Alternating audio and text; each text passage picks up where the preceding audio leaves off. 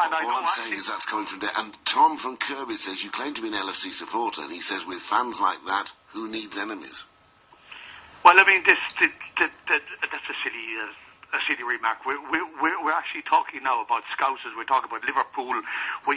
You're talking about a scandal that has been bestowed upon Scousers by Scousers. Well, I'm not saying everything's... I'm by no means saying everything's perfect in the Anfield area. Look, it's not. Liverpool Football Club admit to owning 10 houses. I can show you the documentation. Well, I'll show it to you in black and white. This whole idea, I mean, I'll give some more of their statement. It seems very genuine to me, but you'll probably tell me they're not saying so. LFC supports an extensive community programme in the Anfield Brexit area, delivering a number of education, health, physical activity and sport initiatives to have an impact on many residents of the community. For example, first Premier League club to sign a partnership agreement with their local primary care trust, and they will continue further delivery of health initiatives between April 2011 and March 2013. Community department works within schools and other organisations, delivering family and young people services aimed at complementing voluntary public sector partners. Fantastic, Roger. Why isn't it fantastic?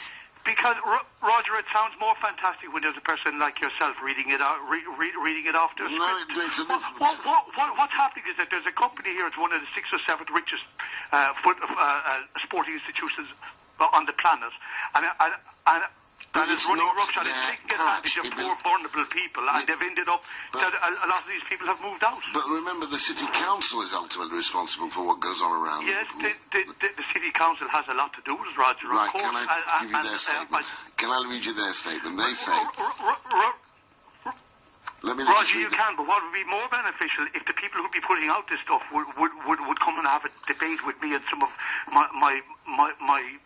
my colleagues here in Anfield, rather than sort of giving you the spin to read out on the radio. Well, I'll give you the spin that's going to us against. It says this: we're fully committed to the regeneration of Anfield, and although there are many challenges, there has been substantial investment in the area, which has improved life for many of the residents. Over the past year, 159 new homes have been built on Dobson Street and Robson Street, while another 900 homes have been refurbished. The first phase of the Park scheme will be completed shortly, and that includes 72 affordable homes for rent and sale.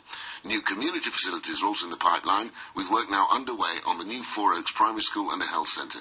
But we accept there is still much more to do, and the pace of regeneration is not as fast as some residents would like. We're working hard with our partners to do what we can to mitigate the impact of the end of the housing market renewal programme, and do what we can to lever in more funding to continue the work which has already started. The Homes and Community Agency has recently approved £1.5 million worth of additional funding for that area to help acquire further sites as part of the programme. So people are trying to do things. Roger, I don't want to criticise the council too much at this stage, because I think there has been a change of council since last May. Certainly. And I'd like to think that Joe Anderson is running things better. I actually still have, I hope I never change my mind, but I actually trust Joe Anderson. I think he's got courage. I think he's got strength. He's got a bit of power. But what you have to remember is that, you know, councils have got officers, they've got employees, and they've got councillors. And if you have 90 in Liverpool, I think it's true to say that Liverpool Football Club have had more influence over the council's policies in the last 20 years than the average local in Anfield has. Well, of course, that's true. Any large organisation has. What I say to you as well, Roger, and I would be delighted and honoured, I'd be humbly honoured if you would accept from me, if I go down to Radio Merseyside this afternoon, I'll show you documentation to show that Liverpool Football Club own more than 10 houses in the street I've mentioned. Lothian Street. Lothian Road. And I'll show you a few more bits and pieces as well. Unfortunately, I have to race off after the programme, so I won't be here this afternoon. But I'd be delighted to call some other day, because I'd love to meet you, because I'll be here tomorrow morning, yeah.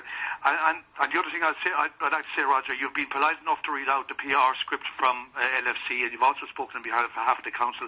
But if I could mention my website once more, if I may, www.lfc.info, and it stands for Liverpool Families Con. Okay, thanks very much indeed for that, Patrick. Thank you, Roger. Bye-bye. That's Patrick there from Anfield. Betty from Anfield agrees with Patrick, I think. She says that LFC have done nothing to help the local community, despite what I read out. Pat from there, and Ken from Crosby now. Hello, Ken. Hello, Roger. Hello. I was very interested listening to that chap from Anfield. Oh, Patrick, yes. I mean, what was he on about? For one thing, he came on with the sole objective to deceive people in what because every time you pointed out something to him, which was fact, which was recorded, he tried to talk you down by interrupting you, saying, Roger, Roger, Roger. And hopefully he wouldn't get the facts out, but, I mean, he wouldn't even agree with the facts that were laid down. Well, he's saying, he may be right, I don't know these facts, I'm giving what the club is saying. Now, if they are lying on their press release, I find it highly questionable that they would do that, but maybe they are, I don't know. And so he's saying they are, basically. Why would they lie? Well, they'd be stupid to lie, wouldn't they? Because they don't have to lie. I mean, it's all there, it's all documented. They did give £9 million to Stanley Park. He was going on about it was to get a big car park. There's been a car park there since 1968. So, I mean, I don't know what he's on about. I mean, when he was talking about knocking down those houses alongside Liverpool FC, have been buying them up for years. Originally, Kemlyn Road, it was the landlord who owned one side of Kemlyn Road who approached Liverpool FC years ago and said, look, I've got the whole side of the road. Do you want it or not? And he did a deal with them, and of course they took it because they knew very well it wasn't just Liverpool expanding their ground. Everybody was trying to expand their grounds because the grounds weren't big enough. Well, they were big enough, but the point was... No, they couldn't earn the money that they needed to earn. That was the Well, no, it wasn't that. It was the fact that people wanted better facilities. Yeah. Because in a ground, most of the time, you would get a ground that may have held 70,000, but you may have found that were only 8,000 or 9,000 seated. All the rest was standing. So it was a case of creating the seats. That was where it was. So that was where the space was taken up. Now, Liverpool weren't doing anything wrong. They were just doing what is a normal thing to do. Yeah, but if you live in Anfield, you know very well that you don't know, but you'll know Anfield. It's not been a pleasant place to live for the last 20, 30 years. Lovely people, but the way the housing has been dealt with. Roger, this has been going on there for since the mid-60s it's been going on. I know that because I used to work around there at one time, not far away from the ground, and I can tell you now they started to knock down, bulldoze houses in the mid-60s. Admittedly, they were at the top end of Breck Road, but it was huge amounts of housing went. And then they worked their way down to Robson Street. But that, you're still talking about 30-odd years ago. And even when the Kemlyn Road stand, there was a dispute about it. As soon as it was agreed, the City Council at the time went and knocked down huge areas of land across the other side of the road from the Cop, not where you can see it from Walton Breck Road, but just a little bit further up and going up towards Robson Street. So, I mean, it's been a mismatch, and the people there have been, to be quite honest, they've been battered with it all. And the other one that was all those streets going down towards Sleepers Hill, where they're all bordered, that was not for LFC. Isn't that called the Pathfinders or something? It is, it's the home, I forgot the name of it, HMRI, it's called. Yeah, it's just the Pathfinders. isn't it? And they've withdrawn the money, and that's a big, big problem. That's the point. I mean, all of those streets, the whole area is blighted, which is the area that the BBC, and, well, mainly the BBC, seem to have this awful habit of when they show Liverpool, they show those streets, those tinned-up houses. Now, this is a succession of things. Liverpool FC seems to be the only person that's permanently there. They are the largest employer around. There's nobody else employs people the way they do around there. So what this chap Patrick was on about, I don't know. But I know he's not happy. I mean, he did say he had a business in the area, and I can imagine businesses don't do that well apart from every other Saturday kind of thing. He had a business in the area. I think that's what he said, yeah. I thought he said he moved into the area 7 years ago.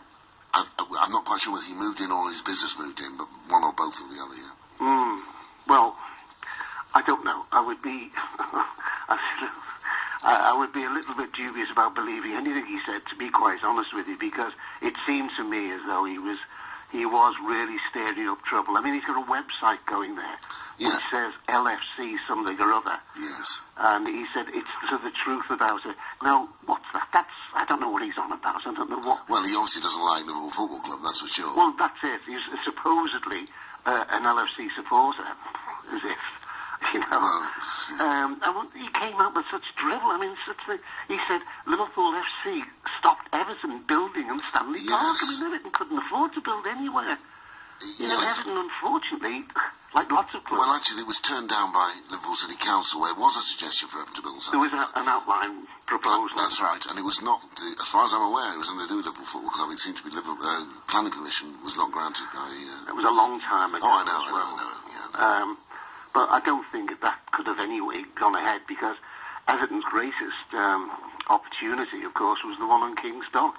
Oh. They needed £30 million to put into it, and they would have had a stadium worth, probably today, if it had been completed, it would have been worth 250, 300 million. You're right, but on the other hand, we wouldn't have had the Arena Convention Centre. No, we wouldn't. Admittedly, I personally, I don't think it was a very good place to put a stadium of 50,000. Well, if you got a river on one side, it does seem a little bad. Oh, yeah, logistically, it's a nightmare. All right, but all the same, I just think that the bloke was just stirring up trouble. All right. Okay, Thank you very much. Cheers. Bye-bye. Kevin Crosby, Christmas.